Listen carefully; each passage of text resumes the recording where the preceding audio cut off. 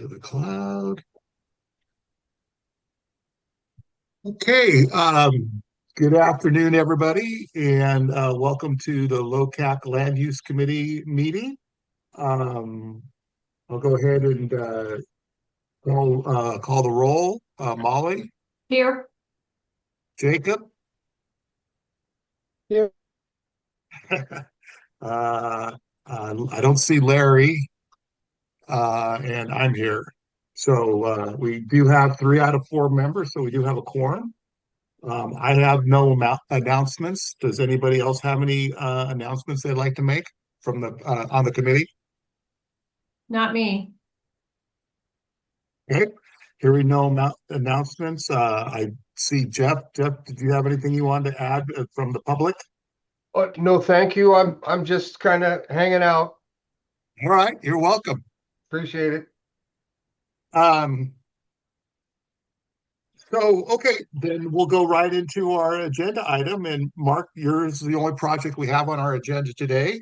So we all have your building permit from planning. We've looked at that. And so why don't you just kind of walk us through the project and we'll ask questions at the end. Okay, great. Did you want me to kind of flip through the set that I provided? Yeah, that'd be great. Yeah. Let me see. I need to share my screen, be able to, do you want to do it? Yeah. I I'm gonna, can okay, I'll make you a co-host and that should great. allow you to share your screen. Great.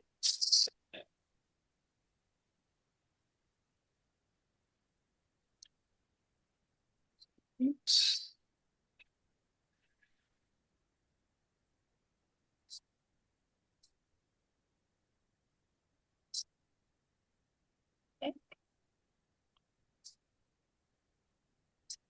Let's see.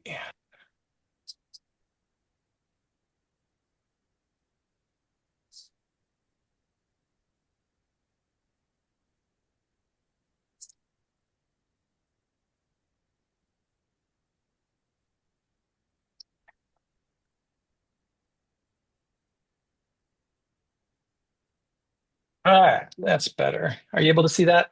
Yeah. Mhm. Okay, great. Well, so we're on 1178 9th Street.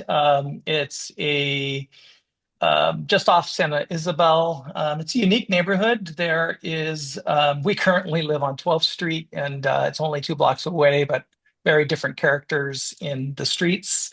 9th Street only has a few houses that are facing the street, and then several houses on both sides of the street that are not visible to the street, but actually go down towards the bay. It's a downward sloping lot. And one of the unique things about being in the coastal zone here is there's a 14-foot height limit. So that tight height limit drove a lot of the design decision making, as well as two features we think of the site.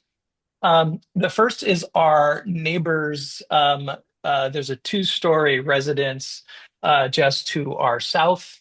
Um, uh, Over the time over the last year, we've got to know some of the neighbors, and it was very important to us to preserve their views out to basically Morro Rock and the Sand Spit. So the first thing we did is we've actually moved the house further back, further than is required to maintain views. And we're actually using Google Earth and the sight lines from their residence through Google Earth to Morro Rock to make sure that their view is not impeded. And we're doing that through a first floor. Basically, it's a 1-story house with a tucked under carport and a small living unit. Above that small living unit is a deck, and we're using that to essentially push the house back to maintain their views. On the south east corner of the site are a series of pygmy oaks. So we've oriented the house both to face the pygmy oaks, but also to ensure that we're not impeding upon them during construction. Um, let's see. Um, let's go back to, okay. Um, So one of the aspects then of the site again is the overall roof plan, and I'd like to kind of go to the front elevation here. What we're really trying to do is we're using what's called a butterfly roof. We're using the little slope that we can in this roof because of this tight height limit to do two things. One is to help orient roof-mounted solar panels, and also to deal to serve as a water collection system, a water catchment system. Water, of course, in Los Osos is the theme of the day, and Yeah. so really would like the house to represent that, and really thinking through the roof, to both focus on solar collection to be a net zero house, but also water catchment. The other thing with the house is because of the downward sloping site, which we can see in the section on the top, um, it's very tight between the 14-foot height limit, the downward sloping site, and our desire to bring a off-street parking. The street, there's not a lot of parking on the street, and that's something the neighbors have also expressed concern about.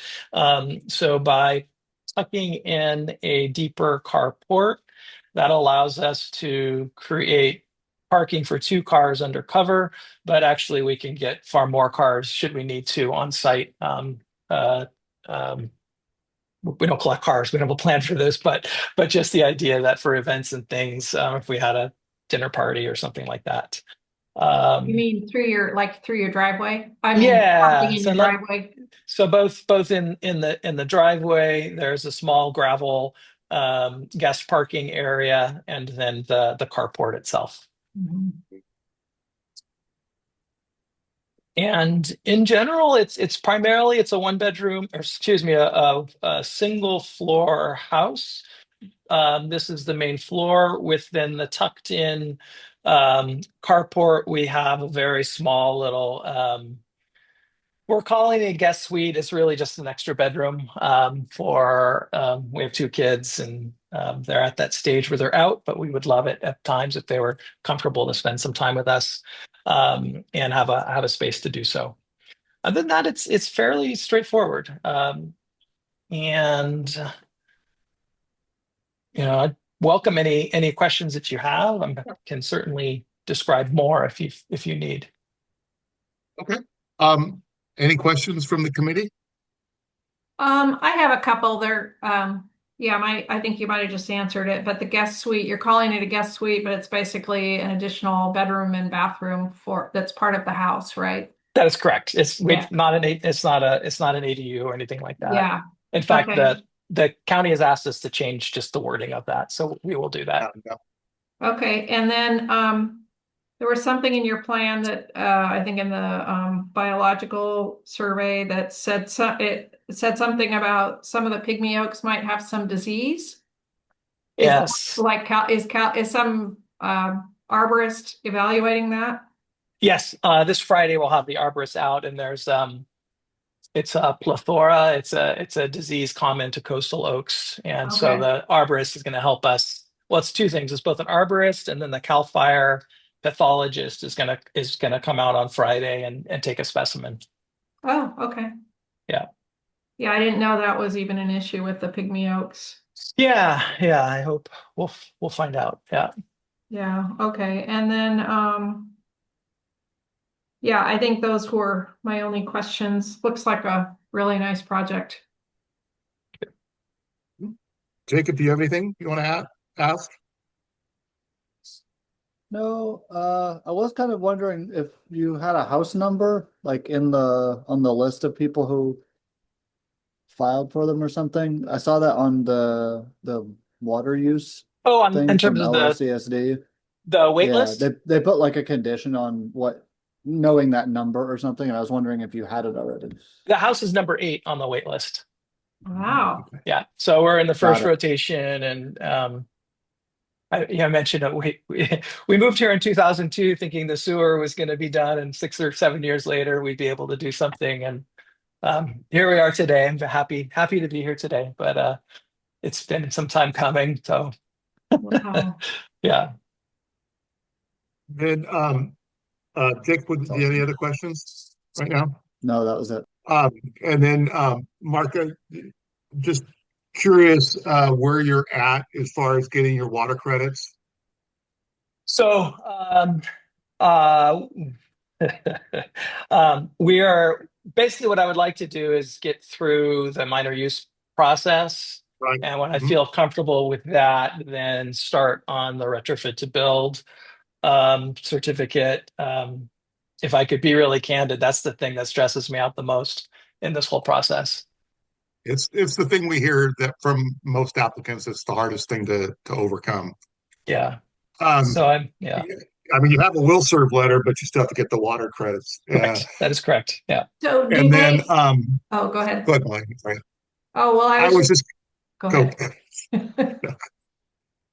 This is why I hate Zoom. Go ahead. Okay. With the water credits, so does the county just tell you how many you need? They And do. yeah, Yes. Yeah. And the okay. tricky thing with those credits, if you know, is the fact that every residence had to already upgrade their toilets to get connected to the sewer. That means the window of opportunity for doing a retrofit that has significant returns on gallons per day relative to the financial investment gets smaller and smaller. So what they're saying is, okay, well, most were probably on a 1.6 gallon per flush toilet. Now you can go and upgrade those to 1.0. Well, that's going to be $1,000 a toilet, and that's a half a gallon gain to reach 250 gallons per day. So Wow. it's not going to be done in toilets. It really is washers and dryers, and not dryers, but washers. And Watchers, right. so I'm yeah, it's pretty. I get it. I get why we're doing that. I would rather take that money and invest it in actually more proactive water catchment systems for the house, and still respect that concern for the water. There's even water recirculating systems out that are possible. So your toilet water is all the second use, and that would actually cut the use in half. I think to me, this is way more progressive in thinking where the community could be. But I think that's a problem for another day and a different conversation. Um, Right. yeah, Yeah. I mean, we're this is all brand new territory for all of us here, yeah, and as we move out of the moratorium. yeah, And then also too, on the habitat conservation plan, I know yep, there's lots of vegetation on your property. correct. Is I don't know if the county's kind of finalized that yet, or are you going to fall under that? I definitely will fall under that. I'm Yeah. under through our BRA, kind of a little bit aware of. I think that's taking a little bit longer than expected. I don't have any miss. If we broke ground in 3 years, I would consider that a success. Yeah, Well, and that's what we're seeing. I mean, we're not approving, but we're like going, okay, we have no problem with this minor use permit. And we with the realization that it's be years and years and years before the house gets built, yeah, if it ever does get built, you know. correct. Yes, Um, so and then the only other thing I had was the view of your neighbor at 1180, but it sounds yep, like you started off right with that. I was just a little concerned that the house may block the view, but yep. obviously you're working with the neighbor because they have a lovely house and a They nice do. view, Yeah, right and they're now. also really wonderful people, and so uh, that's definitely something that I wanted to take into consideration. Yeah, That's great. Yeah, that's great because that really that means a lot to the people that live there, to have someone who cares about their view, or hopefully it means a lot to them, yeah, but yeah, starting off on a really nice foot with your new neighbors. yeah. And the house looks like it'll look really nice, in terms of driving by, look really pretty. Yeah, It's a it's a pretty really nice special street. spot. Yeah, it really Yeah. is a special street. Yeah, yeah, yeah. And I noticed that you had some erosion barriers up on the property now. Were you getting erosion on the property yet? Because Yeah, of the so this slope? is our downhill neighbors, Ted and Juana. Think I almost got her name close. They've been amazing as well. They've actually put those erosion barriers up because there is, even in the last rains we just had, there was a substantial amount of sand that actually came down onto the street. And I don't, we'll see as we continue to move forward, what I can take care of sooner than later. If this is going to be, it's going to be some time out. I'd like to learn a little bit more how I can start taking care of the site a little bit more. Yeah, we have had some pretty heavy rains too, so Yeah. I can see why that, how that would happen. Yep. Yep. Any other questions for Mark? Not for me. I'll entertain a motion to move this to the consent agenda on the LOCAC meeting this month. I'll make the motion to move it to consent. Do I have a second? Jacob? Sure, yes, second. Okay. Then we'll call for the vote. All in favor, say aye. Aye. Aye. Okay, it's unanimous. So it has to be a unanimous decision by the land use committee to move it to consent. So it'll be on the Thursday. I'm not sure the date is the fourth Thursday of the month, this month. It'll be consent, which means that we don't have any objection to the project going forward. The other LOCAC members can comment, and LOCAC makes the final decision. We're just more of an advisory body to the LOCAC Okay. committee itself. And Okay. that meeting is on Thursday, February 26th at 6:30 p.m. And it's also on Zoom. Oh, great. Okay. Go to the LOCAC website and just click on the main meeting rather than the land use. Okay. Excellent. And you'll be the only land use item on the agenda. So Great. Yeah. All right. all right. Okay. Well, good luck Thank with you very this much, project. Mark.